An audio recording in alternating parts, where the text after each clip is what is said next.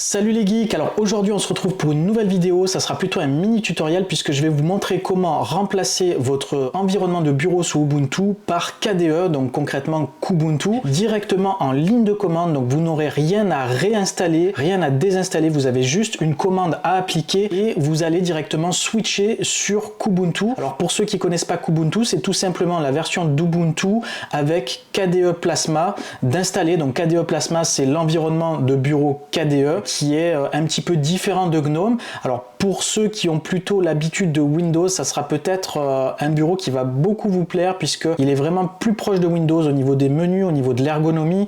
Alors pour certains, il est un petit peu trop, peut-être un petit peu trop fouillis, un petit peu trop complexe. Il y a énormément de possibilités de personnalisation. Certains préfèrent des choses un petit peu plus épurées comme GNOME. Donc ça, c'est vous qui ferez votre choix. Et d'ailleurs, l'objet de cette vidéo, c'est tout simplement pour vous permettre de switcher, de tester ça directement. Et d'ailleurs, en fin de vidéo, je vous montrerai comment désinstaller KDE si ça ne vous a pas plu. Donc c'est une opération qui est totalement, je dirais, réversible. Vous pourrez l'installer et le désinstaller et c'est ça que je trouve plutôt cool avec Linux, c'est les possibilités que cela offre aux utilisateurs. Alors petite parenthèse, si vous n'êtes pas abonné à la chaîne, je vous invite à vous abonner puisque ici on va traiter des vidéos comme ça, des tutoriels, des astuces. Je fais également des découvertes de distribution Linux, des astuces sur Windows, des découvertes de produits, des découvertes de jeux vidéo, des tests de services, que ce soit hi-fi, que ce soit bref, moi je suis un geek total, j'adore tout ce qui est home cinéma, film, etc. Donc bref, ici tu vas découvrir plein de choses cool. Donc si ça t'intéresse, n'hésite pas à cliquer sur je m'abonne. Voilà, on est de plus en plus nombreux, donc ça me ferait vraiment plaisir de te compter parmi nous. Donc voilà, tu sais ce qu'il te reste à faire. Donc je ferme la parenthèse. Alors ce qu'on va faire pour commencer, on va aller sur le site de KDE. Je vais vous présenter un petit peu l'environnement graphique, à quoi il ressemble, quelles sont les applications que vous aurez en plus. Bref, un petit tour d'horizon et ensuite on se retrousse les manches et on part directement sur l'ordinateur pour installer notre KDE. Allez, c'est parti!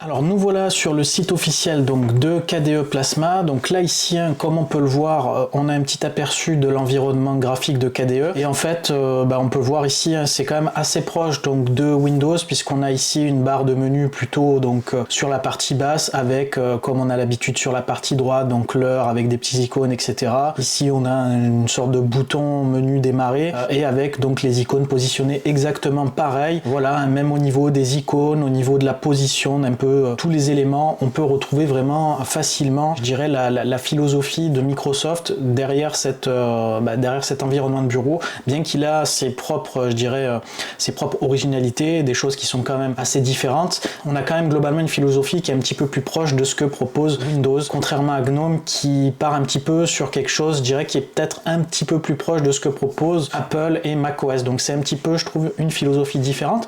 Alors là ici, quand on regarde un petit peu, donc on peut voir qu'on a des applications spécifiques donc sur KDE, donc on va voir un petit peu dans quelques instants. On a également donc Plasma Mobile, donc ça va pas trop nous intéresser. Il y a également donc tout ce qui va concerner donc les logiciels de la communauté KDE. On a également donc des outils de développement et des environnements de développement. Donc bref, c'est vraiment un truc qui est assez complet. Donc là ici, au niveau des distributions qui proposent KDE, donc on a Ubuntu, donc Kubuntu ici avec le petit K de KDE, donc ça c'est géré officiellement par Ubuntu. On a ensuite OpenSUSE qui est une autre distribution, donc on a KDE Neon, donc ça je connais pas. On a également Alt Workstation K, donc ça non plus je connais pas. Donc on a Fedora KDE, donc d'ailleurs là j'ai fait une découverte de Fedora il y a quelques jours de ça, je pense que c'était il y a à peu près 2 semaines, donc on peut mettre également KDE sur Fedora. On a également Manjaro, donc qui est une distribution aussi que j'ai testé qui propose KDE. On a Rosa. Bref, il y a pas mal de distributions qui gèrent KDE. Il y a certainement pas tout qui est listé ici. Il y a certainement d'autres distributions qui peuvent le gérer. Donc voilà, c'est quelque chose quand même qui est assez commun aujourd'hui. Alors au niveau donc de Plasma, comme je vous disais, donc c'est quelque chose qui est assez proche de Windows. Et donc ici on peut découvrir un petit peu quelles sont les possibilités. Donc ici on a un lanceur qui est vraiment typique Windows. Là c'est vraiment le truc qui saute aux yeux. Donc on a vraiment la même type de présentation. Alors c'est les Windows un petit peu plus anciens, peut-être Windows 10 et également Windows XP, etc. Qui ressemblent à ça. Windows 11 essaye un petit peu petit à petit de changer un peu cette historique de menu comme ça. Ils veulent faire un petit peu quelque chose de différent. Donc je pense que petit à petit ça va peut-être être de moins en moins vrai. Alors ici on a le gestionnaire de volume et le gestionnaire de pas mal de petites applis et dispositifs comme le Bluetooth par exemple, la batterie. Bref, on n'est vraiment pas dépaysé. On a également donc un système de notification donc au niveau des applications. Quand par exemple vous lisez une musique et que vous passez à la musique suivante, vous aurez un petit pop-up comme ça qui s'ouvre, donc c'est plutôt cool. Et également donc on a ici Discover qui est le gestionnaire d'applications que vous pourrez retrouver pour installer des logiciels supplémentaires. Donc ensuite ici on a également donc des outils qui sont à notre disposition. Donc KRunner, on a la configuration du système qui est super complet avec tout ce qui va être fond d'écran, personnalisation du bureau. Et on a donc des applications KDE qui sont, je dirais, disponibles avec cet environnement graphique là. Donc c'est une distribution qui est quand même assez personnalisable. On a donc le thème sombre, donc clair et sombre. Donc aujourd'hui c'est quelque chose qui est quand même assez en vogue. D'ailleurs moi j'adore utiliser plutôt le mode sombre. C'est quelque chose que je trouve quand même plutôt agréable à l'œil. Moi en tout cas c'est mon cas, c'est pas le cas de tout le monde, je sais. Vous avez donc ici des composants graphiques, donc c'est des sortes de widgets que vous pouvez rajouter. On a donc également des panneaux donc que vous pouvez gérer, vous pouvez en rajouter plusieurs. Bref, c'est assez malléable là-dessus. Et vous avez même des extensions au niveau de la communauté. Donc voilà, par exemple, vous voyez, vous avez ce petit menu là en bas qui permet effectivement d'avoir un truc plutôt style barre de menu macOS. Voilà, c'est quelque chose vraiment d'assez complet. Donc là ici, on a également KDE Connect où vous pouvez connecter votre téléphone. Il y a une sorte de, je dirais, de synergie entre le téléphone et KDE. Donc bon, ça c'est pas la partie qui m'intéresse le plus, donc on va pas s'éterniser là-dessus. Voilà, on a fait un petit tour d'horizon, je dirais, de l'environnement. Donc je vais vous montrer également, donc ce qu'on n'a pas vu, c'est les applications. Donc si on va ici au niveau des applications, donc voilà, ici vous avez le panel de toutes les applications que vous pourrez avoir de disponibles avec KDE. Et voilà, et comme vous le voyez, il y en a un paquet. Voilà, ça charge un petit peu tellement qu'il y en a. Voilà, vous pouvez voir, la liste est longue. Bref, vous manquerez pas d'outils et de logiciels avec KDE. Donc ce qu'on va faire maintenant, on va rentrer dans le vif du sujet, on va se connecter donc sur mon Ubuntu, on va lancer nos lignes de commande et on va voir un petit peu comment ça se passe, si tout se passe bien et si on arrive à transformer notre Ubuntu en Kubuntu sans tout réinstaller.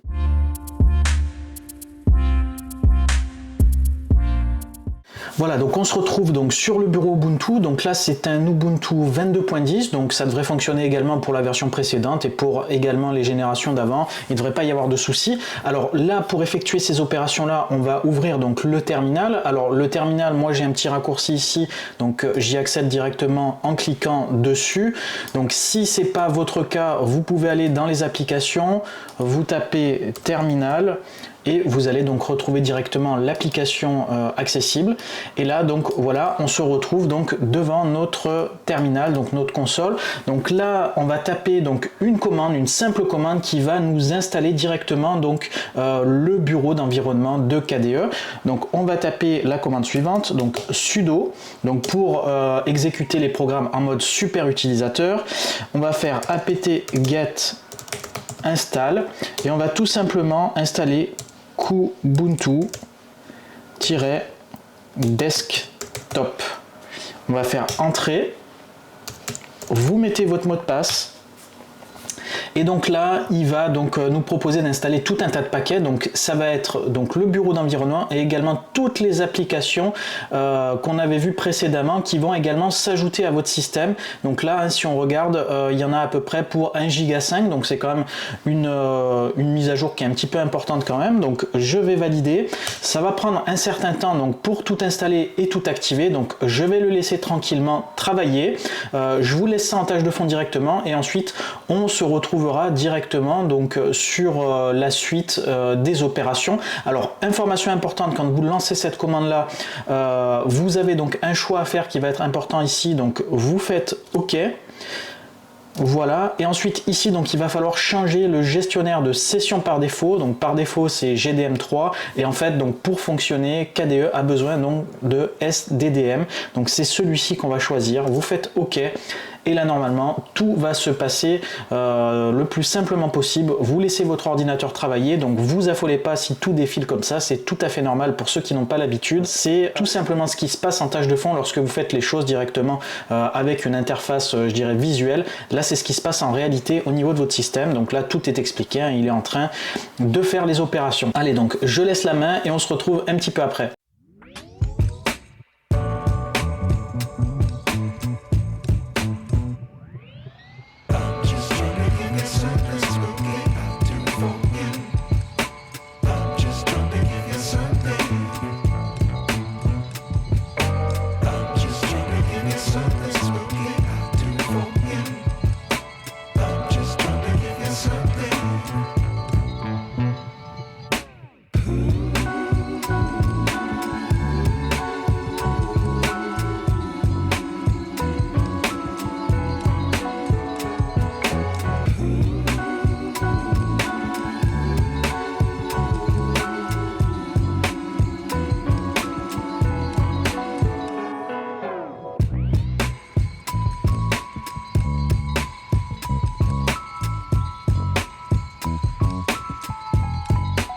Je viens tout juste de finir donc l'installation des différents paquets, donc vous avez dû voir énormément de choses défiler, il a configuré quand même pas mal de choses en tâche de fond, et donc si tout s'est bien passé, normalement vous n'aurez pas de message d'erreur, rien de particulier, et là donc vous vous retrouvez donc sur cet écran là directement avec la console de nouveau accessible, et ce qu'on va faire c'est tout simplement redémarrer notre ordinateur.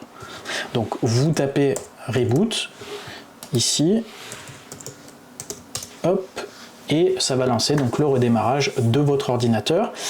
Donc là je suis sur une machine virtuelle, hein, comme vous pouvez le voir, donc je suis sur VMware, donc ça sera pareil hein, si vous avez un ordinateur de bureau classique. Et donc là vous allez voir le premier truc qui va changer, ce qui est assez significatif, c'est voilà, le logo a changé, hein, on part sur Kubuntu, donc déjà c'est plutôt bon signe. Et donc là vous allez voir directement mon bureau va changer, voilà, on est sur KDE, donc on a changé d'environnement graphique, hein. Donc on va se loguer pour voir un petit peu ce qu'il en est, et voilà, tout a changé, les animations de démarrage, bref, KDE s'est installé correctement. Alors là voilà, hein, on est sur l'interface KDE. Alors le seul truc que je reproche, c'est que par pitié ce fond d'écran, changez-le, il est vraiment pas beau du tout. Pourquoi vous mettez ça par défaut? Première chose qu'on va faire, c'est qu'on va personnaliser 2-3 petites choses qui m'agacent. Alors la première chose, c'est que déjà on n'y voit rien puisque c'est tout petit sur mon écran 4K, donc on va aller grossir tout ça. Donc on va mettre une échelle à 200%, on va voir si ça le fait. Hop, et je vais également donc changer le fond d'écran. Donc on va se mettre un truc quand même un petit peu plus agréable à l'œil déjà. Alors qu'est-ce qu'on a d'intéressant? Tiens, on va mettre les petites barques. C'est plutôt pas mal ça. Hop.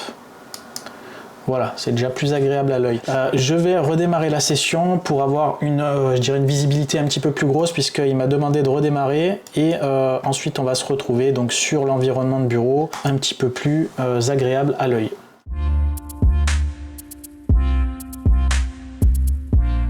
Voilà, donc on a redémarré et je vais vous faire une présentation un petit peu sommaire de KDE, comme ça vous voyez un petit peu de quoi il s'agit, ça vous permettra un petit peu de découvrir cet environnement là. Alors ici donc sur la partie gauche on a droit à un petit menu démarrer, donc ils appellent ça donc le lanceur. Donc ici vous avez toutes les applications qui sont disponibles et triées par catégorie, ça vous permet de les retrouver facilement, donc exactement ce que propose Microsoft, hein, en tout cas sur les versions quand même un petit peu plus anciennes de Windows, peut-être pas sur Windows 11 qui a un petit peu changé. Donc là ici on a notre utilisateur principal, donc là ici on a accès à la configuration du lanceur, donc vous allez pouvoir configurer pas mal de petites choses au niveau de l'affichage par exemple, et donc ici vous avez donc les boutons classiques d'action pour éteindre, redémarrer l'ordinateur, bref voilà, c'est quelque chose quand même d'assez simple à utiliser. Là ici on a une barre donc d'icônes où vous pourrez donc rajouter tout un tas d'applications pour pouvoir les réutiliser à votre guise facilement. Vous avez ici donc le gestionnaire Discover qui est le gestionnaire de paquets sur KDE qui va vous permettre d'installer donc des logiciels supplémentaires. Voilà, donc il est assez sympathique, on a des belles petites icônes et un bouton installer, donc c'est voilà, c'est super facile à utiliser. Donc ça, je vous laisserai découvrir les différentes applications intéressantes que vous pourrez retrouver. Donc là, ici, on a le droit à Dolphin, donc qui est le gestionnaire de dossiers, tout simplement, gestionnaire de fichiers de KDE. Donc voilà, toujours pareil, on a un truc plutôt cool avec des icônes ici qui sont totalement, donc voilà, on peut totalement zoomer. Donc moi j'aime bien les petits explorateurs qui ont comme ça un sélecteur pour zoomer, que ce soit pas cranté avec par exemple 3 types d'affichage. J'aime vraiment ce côté totalement voilà, personnalisable. Ça, je trouve ça super cool. Aussi ce genre d'informations avec l'espace de stockage libre. Voilà, je trouve que c'est quand même bien foutu, bien pensé. Voilà, vous avez des modes d'affichage, vous pouvez scinder. Voilà, je trouve vraiment plutôt pas mal ce petit gestionnaire de fichiers. Donc pareil, je vous laisserai le découvrir. Et donc ici, donc sur la partie droite, on a droit à nos habituelles icônes, comme on a l'habitude d'utiliser. Donc notamment ici pour la partie sonore, pour la partie USB, la partie réseau. Donc ici, on a également donc le calendrier. Voilà, rien de plus classique que ça. Ici, on a le bouton réduire toutes les fenêtres, donc exactement le même que sur Windows. Et ici, on a une petite notification sur les mises à jour. Donc bref, franchement, voilà, c'est pas du pompage, mais bon, c'est très proche, je trouve. Et ici, donc, on a le configurateur de système. Donc, il est beaucoup plus complet que sur GNOME. Ici, il y a énormément d'entrées disponibles où vous allez pouvoir personnaliser plein de choses, notamment au niveau du thème. Donc là, ici, vous voyez, en thème clair au thème sombre directement. On peut changer la vitesse d'animation donc des différents éléments. On peut carrément rajouter des thèmes supplémentaires. On peut changer le comportement des fenêtres. Bref, il y a plein de trucs qu'on peut faire.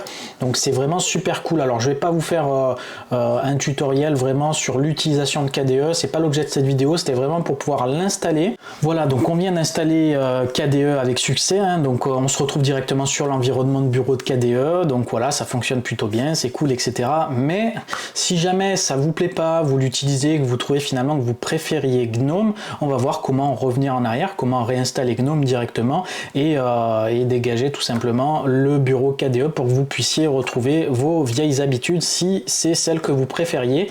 Donc on va voir tout de suite, on va repasser sur l'écran et on va faire l'opération inverse. Allez, on attaque.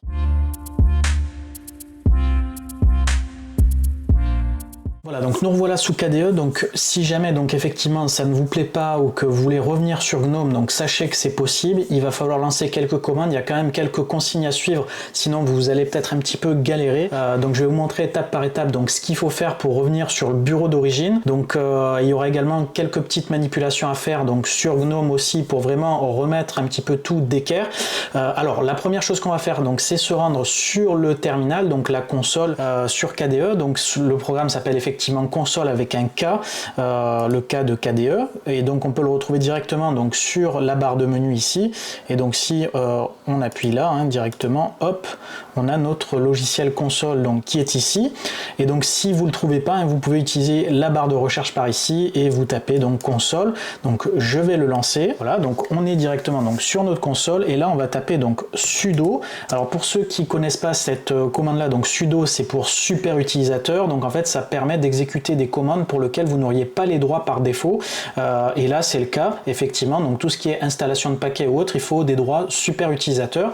Donc là ici on va faire un apt donc get auto remove. Donc auto remove ça permet de désinstaller des programmes et les dépendances qui vont avec.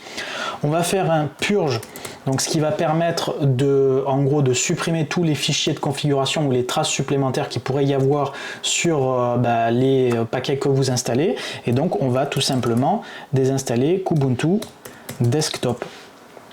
Donc vous faites ça, on va vous demander votre mot de passe. Voilà, donc vous le tapez et là donc il va vous proposer de désinstaller tout un tas de paquets. Donc c'est ce qu'on souhaite faire, donc on va faire OK, on va le laisser travailler, ça va prendre quand même un certain temps. Là il est en train petit à petit donc de supprimer, vous voyez défiler plein de choses, donc vous inquiétez pas, c'est tout à fait normal.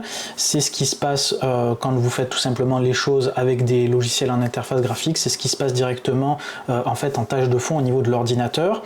Donc là ici on peut voir qu'il est en train donc de régénérer en fait les différents noyaux pour pouvoir redémarrer après sur notre Ubuntu avec GNOME. Donc là on va le laisser travailler tranquillement. Et donc ensuite, une fois que ça sera terminé, on va lancer une autre commande pour supprimer toutes les applications supplémentaires, puisqu'en fait, Par défaut, lorsque vous lancez cette commande de désinstallation, il va uniquement désinstaller l'environnement de bureau, mais il va laisser tout un tas d'applications qui se sont ajoutées de manière supplémentaire et qui vont pas fonctionner correctement sur GNOME ou qui vont pas être optimisées. Bref, il faut les virer également. Donc là, pour pouvoir faire ça, là vous prenez pas la tête, vous tapez la flèche du haut, ça va vous afficher la dernière commande que vous avez lancée, donc on va gagner du temps.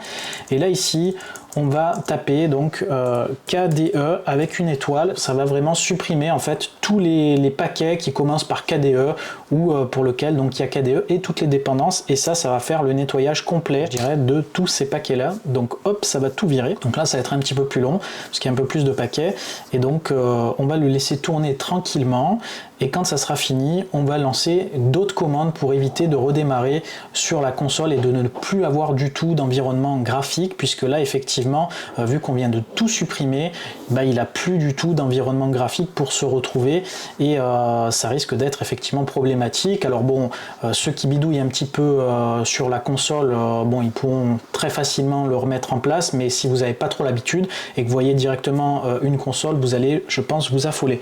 Donc là voilà, c'est terminé, on a tout désinstallé. Surtout ne redémarrez pas tout de suite votre ordinateur. On va lancer une commande qui va être apt get donc install, et on va faire réinstall, et on va faire Ubuntu, donc hop, Ubuntu desktop, et on va également réinstaller GDM3, donc qui est le gestionnaire de session d'Ubuntu, et en fait qui a pété avec KDE. Donc on va faire ça, et donc là il va reconfigurer 2-3 petits trucs. Et voilà, donc là maintenant on vient de terminer, donc on va pouvoir redémarrer notre ordinateur en espérant que tout va fonctionner. Donc vous lancez la commande reboot, bien sûr vous pouvez aussi passer par le menu démarrer, hop. Et donc là on va redémarrer, et on va voir une petite chose qui a dû rester. Donc ça c'est quelque chose que vous allez voir également probablement de votre côté. Donc s'il y a quelque chose de récalcitrant, il va y avoir donc le petit logo KDE qui va quand même persister au niveau du démarrage. Donc Kubuntu, vous allez le voir, c'est dans quelques instants. Voilà. Celui-là, on va également le faire péter, puisque même si ça n'a aucune incidence sur l'environnement d'utilisation de votre distribution, ça va quand même être un petit peu agaçant d'avoir ce truc-là. Donc là, vous voyez, on a redémarré, et donc on accède au gestionnaire donc GNOME de session. Donc on va démarrer, on va voir si tout s'est bien passé. Hop, je me connecte, le temps que ça se connecte. Et voilà, donc je me retrouve donc sur mon bureau GNOME. Alors, il y a des choses qui ont pété un petit peu, et donc on va remettre un petit peu tout en ordre. Alors, la première chose quand même que on va faire, c'est qu'on va désinstaller ce petit logo là qui est un petit peu agaçant. Donc, ce qu'on va faire, on va réouvrir donc la console, voilà, et donc on va lancer donc la commande suivante. Alors, je la connais pas par cœur parce que le paquet, il a un nom un petit peu à rallonge, donc on va toujours taper notre sudo, donc apt get remove, et là on va supprimer donc ces Plymouth, hop, Plymouth theme Ubuntu logo. Alors je vous mettrai toutes les commandes en description, comme ça vous prenez pas la tête. Voilà, pour ce genre de commandes qui sont un petit peu farfelues, il faut connaître le nom des paquets, tout ça. Voilà, il est possible qu'on n'ait pas forcément en mémoire ce type de commande là. Voilà, donc là il va me proposer donc de le désinstaller, je vais faire OK. Voilà, donc là il est en train donc de désinstaller le petit logo, et il est en train donc de régénérer le bootloader en fait, hein, les noyaux au démarrage. Et une fois que c'est terminé, on va redémarrer, et vous allez voir que logiquement le logo aura pété. On retrouvera donc notre logo Ubuntu classique, comme on aime le voir quand on est sous GNOME. Donc ça prend un petit temps, je vais le laisser travailler tranquillement. Voilà, c'est terminé, donc je fais un reboot, hop, voilà, donc déjà on voit que quand on éteint, il y a un truc qui a changé au niveau du logo. Et donc là, on redémarre, ok, et voilà, merveilleux, on a retrouvé notre logo original d'Ubuntu, donc c'est super, tout est rentré dans l'ordre, je dirais, au niveau du démarrage. Hop, on va se connecter de nouveau, et voilà. Alors donc là, on vient de faire une première étape. Alors la seconde étape, je pense que vous le voyez, les icônes sont plus du tout les mêmes parce qu'en fait il a conservé les icônes de du précédent environnement de bureau, donc de KDE, et donc en fait il y a des trucs qui sont un petit peu tronqué, un petit peu cassé. Là par exemple ici il n'y a pas d'icône pour ça, il y a des trucs qui sont vraiment un petit peu déroutants, et en fait là par défaut on est un petit peu coincé parce qu'on ne peut pas les remettre en place, ces fameuses icônes par défaut, puisque GNOME en fait est assez fermé. Donc ce qu'on va faire, c'est qu'on va installer un paquet supplémentaire pour pouvoir tout remettre par défaut. Donc là on va faire un sudo apt get install GNOME Twix. Donc ça, concrètement, c'est un petit utilitaire additionnel de GNOME qui permet d'aller un petit peu ajuster quelques réglages. Ça va nous permettre de remettre tout simplement tout d'équerre. Donc là, ici, une fois qu'on l'a installé, on va dans Afficher les applications, on va dans Utilitaire, et ici, on a Ajustement. Donc on va cliquer dessus. Et là ici on a accès à des paramètres supplémentaires, et en fait ici si on va dans Apparence, on voit qu'ici tout a pété tout simplement. Donc ici on va pouvoir remettre par exemple Yahoo, donc qui est le thème en fait qui est utilisé par défaut. Là on va mettre, bon moi c'était Yahoo Dark je crois, et donc voilà on retrouve ici nos icônes, et pareil ici on va mettre un Yahoo Dark, et voilà. Donc là on retrouve nos petits, on retrouve nos icônes, et là on se sent plus dépaysé. Donc voilà, hein, on vient de désinstaller KDE et on vient de réinstaller GNOME, de réactiver GNOME puisqu'on l'a pas réellement désinstallé.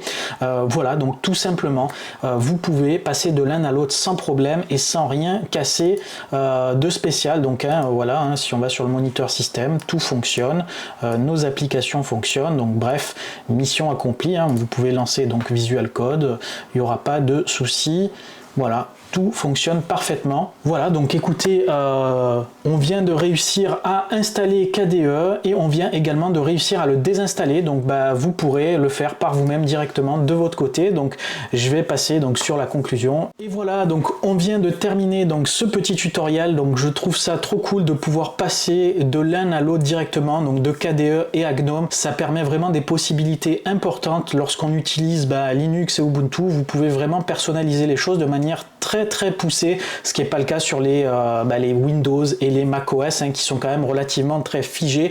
Ça c'est le côté tout simplement propriétaire qui fait que tout est très figé. Là sur des systèmes d'exploitation open source, on a des possibilités qui sont assez énormes. Alors la prochaine vidéo, je pense que je vais vous proposer, elle va rentrer dans cette thématique là, puisque je vais vous montrer comment personnaliser KDE en Windows tout simplement. Ça fait partie en fait d'une première partie finalement cette vidéo, puisque là je vous ai montré comment installer KDE. C'était un prémisse pour ensuite vous préparer à la prochaine vidéo qui va être donc l'installation d'un thème aux couleurs de Windows, pour ceux qui ont vraiment envie d'avoir, je dirais, des icônes, des trucs un peu style Windows, qui aiment vraiment cet environnement là mais qui ont envie de tourner sous Linux tout simplement, ou qui ont besoin de tourner sous Linux sans être trop dépaysés. Alors j'en profite, hein, si vous n'êtes pas abonné à la chaîne, n'hésitez pas à vous abonner et à activer la cloche de notification si vous voulez avoir donc les informations lorsque je publierai ces prochaines vidéos. Et puis d'ailleurs, hein, tout simplement, si vous voulez suivre l'actualité de la chaîne, tout simplement, ça me fera énormément plaisir. J'espère que vous avez aimé cette vidéo, donc si c'est le cas, mettez un petit like, ça me fera aussi énormément plaisir. Alors petit aparté avant de clore cette vidéo, donc vous pouvez également me retrouver sur les réseaux sociaux, Twitter, Facebook, Instagram, TikTok, bref les principaux réseaux sociaux, donc n'hésitez pas à vous rendre sur les différents comptes. Vous pouvez retrouver les différents comptes sur lesquels je suis actif en description de chaque vidéo, donc voilà, comme ça vous permettra de le faire plus facilement. Vous pouvez également me retrouver donc sur mon site internet larevuegeek.com, donc c'est un site que je développe tout seul, hein, directement en PHP sous Symfony, donc petit à petit je le fais évoluer. Donc pour ceux qui suivent mes vidéos, je suis en train donc de mettre en place un forum de discussion et j'en suis à peu près à 60% du développement, donc n'hésitez pas à vous rendre sur le site, à vous inscrire, à participer aux différents articles en commentant par exemple, hein, je ne manquerai pas d'y répondre également et ça me fera énormément plaisir de vous voir actif sur le site. Bref, voilà, donc j'ai fait le tour de toutes les informations que j'avais à vous donner. Moi de mon côté, j'ai quand même pas mal de travail à continuer, notamment sur la prochaine vidéo. Donc je vous dis à très bientôt et à ciao les geeks.